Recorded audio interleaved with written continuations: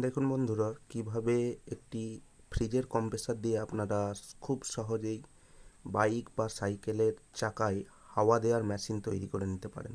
তো সর্বপ্রথম এখন আপনারা যেটা দেখতে পাচ্ছেন, এটি একটি ফ্রিজের কম্প্রেসার। এই কম্প্রেসার থেকে দেখুন, এদিকে একটা সাকশন লাইন বেরিয়েছে এবং এটা ডিসচার্জ লাইন।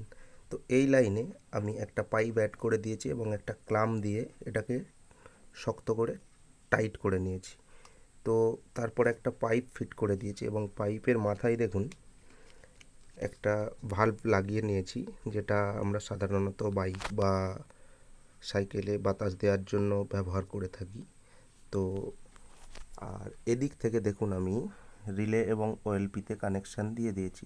তো চলুন আমরা কম্প্রেসারটি চালু করি। দেখুন, আমি কম্প্রেসারটি চালু করে দিয়েছি এবং এখান থেকে হাওয়া নিশ্চয়ই আপনারা আওয়াজটা শুনতে পাচ্ছেন। তো এটার প্রেসার খুব ভালো, আপনারা বাইক বা সাইকেলে অনায়াসে এটা দিয়ে বাতাস দিতে পারেন।